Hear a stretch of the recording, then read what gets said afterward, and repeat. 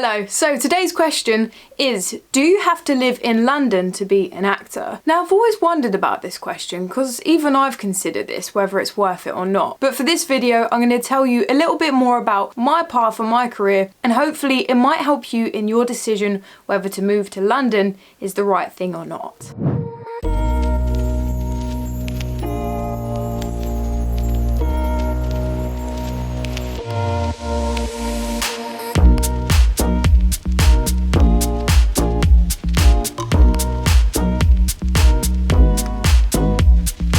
So I'm going to tell you a little bit about my background and where I've lived throughout my years so far. So I grew up in Uxbridge, which is in Greater London, and I stayed there until I went to university at 18 years old. Now I went to Southampton to study at Southampton Solent University, and I stayed there for 5 years. So I done my 3 years of my uni course and then stayed there an extra 2 years with my other half. And then we got the opportunity to move to Stafford, which is in the Midlands, and we stayed there for about a year and a half, and then we decided to move to Dartford, which is where we currently are, and we've been here for about almost a year now. It's gone pretty quick, to be fair. The irony is, wherever I move to, all my jobs seem to pop up where I've just moved from. And then when we made the leap to actually finally live in London to hopefully open up more opportunities, the past year, as you know, has been locked down. So I'm yet to experience the full advantages of London. So I'm going to say one of the most important things in general is to be willing to travel. Now I find, especially with acting, you're always going to be traveling. Like, I was pretty much traveling every single weekend to and from auditions or roles or jobs.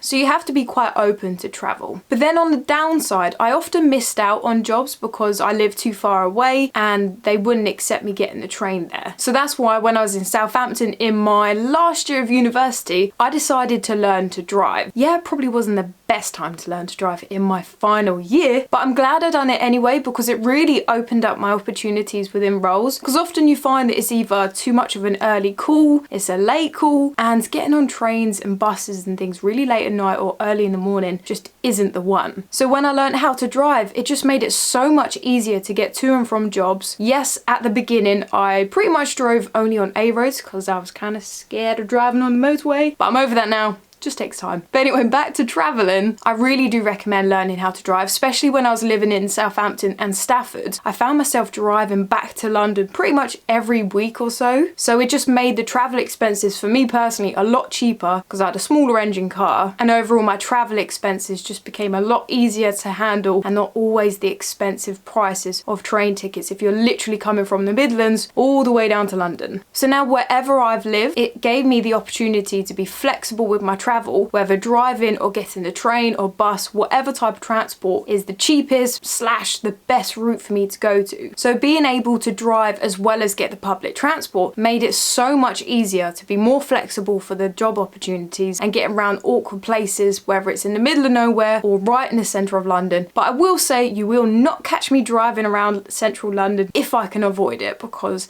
that is way too stressful. So I would say just get the train into London, or do a bit of both. You can drive a bit and then get the train in. Whatever works for you and is the best, definitely do it. So through my time of auditioning, I've really noticed that most of the time the audition is based in London, but the actual production is based elsewhere. For example, when I was living in the Midlands, I had a couple auditions in London, but the actual production was back in the Midlands. I don't know why. I guess that's the production's choice, but it is quite common. Now, of course, this all depends on the project because they're all different. Like, I've even seen certain productions that only want people based in that area and actually nowhere near London. So it all depends on the project.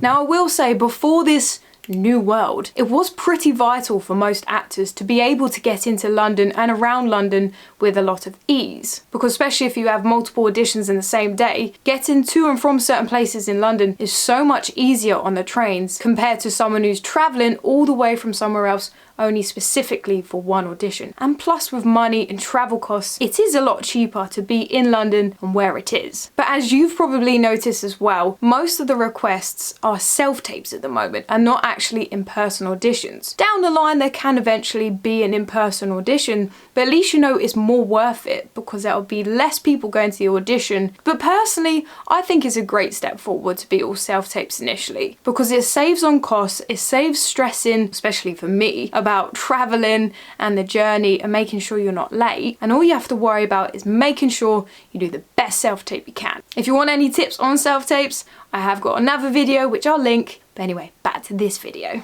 I really do think that the future of auditions at the moment is mainly going to be self-tapes and online calls, because it's just safer overall, and to be honest, none of us knows how long this is going to go on for, so it's just a lot easier for them to do it this way. If you're liking this video so far, please give it a thumbs up or subscribe, because it really does help my channel.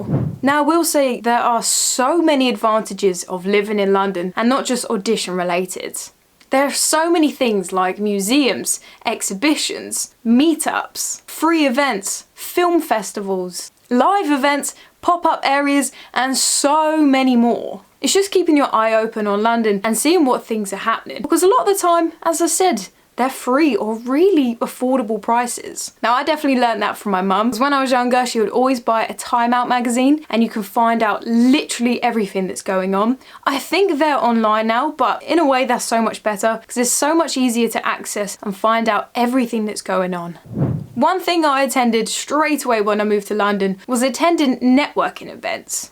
So the one I went to is with Rain Dance, and basically all types of creative people will turn up, have a little mingle, introduce yourself if you're comfortable, and just start networking. It really made me so much more comfortable, and I genuinely have met so many people through it so far, and I only went a couple times. And I definitely will be back once it's open again.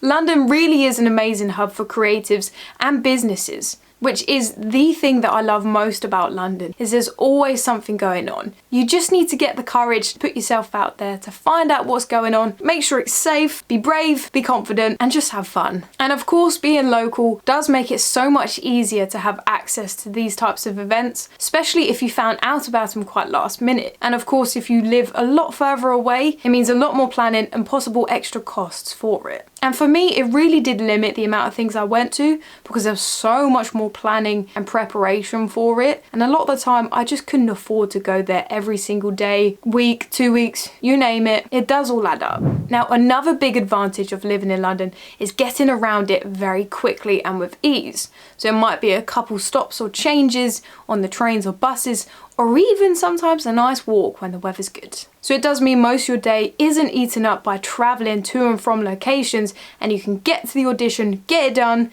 get home, or even on to the next one.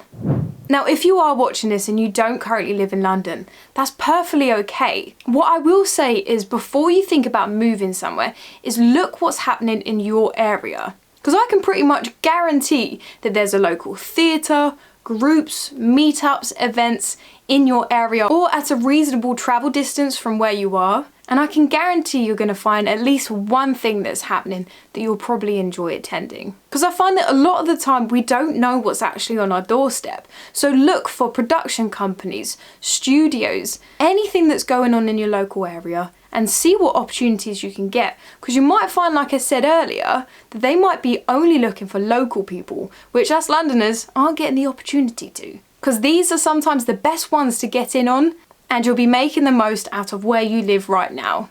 So have a look, do a bit of research, and get on it. And quite similar to the last one, I will say it's all about what you're putting into it. So when I originally lived in Uxbridge, I was a lot younger, but I didn't make the most of my opportunities living so close to London. Even though I was like, oh, there's no opportunities, I wasn't looking. So when I finally moved out and started taking my career a lot more seriously, I then realised the amount of opportunities that I missed that were right on my doorstep that I could have been a part of. It's just because I didn't look or didn't know where to look. So research is so key, whether you want to network, finding casting opportunities and so forth, because it doesn't matter where you live. If you're not doing these basic things, you're not going to get the jobs anywhere. So learn it where you are now, and then if you do eventually move, then you can make the most of the opportunity of living there. And if things do start to favour in a certain city like London, then you can start to consider to move there. Because if you have more and more reasons why to live there, and not just the one thing of you need to be in London to be an actor, I honestly think there's no point, because you'll end up wasting your money because you don't have a reason to be there yet. Unless you're a go-getter and you can just dive straight in, fair play to you, I can't do that. So, in conclusion, I will say, especially right now, I would hold off on moving to London if you can. just because you're not going to get the full advantages of being in London in this current situation. I personally would see how the industry is changing, and if it does favour more for you to still be in London and all your work and opportunities are taking you into London and you want to be there, then of course do it. And to be completely honest, if it's something that you've always wanted to do and you're able to, and it's not all just about the acting things and it is more about the experience and being somewhere new, then why not? You do you. So I will make a follow-up video of what it's been like for me living on the doorstep of London, and if it actually has opened any more opportunities for me in my career. But in the meantime, who knows? We'll just have to wait and see. But if you've got this far, thank you so much for watching my video, and I really do hope some of these pointers has helped you guide what you want to do. But I really would say try not to stress too much and just make a plan. Don't feel pressured into moving somewhere if you're not ready, because everyone's career is different and you need to do what is best for you. But again, thank you for watching, and I hope to see you in my next video. So lame.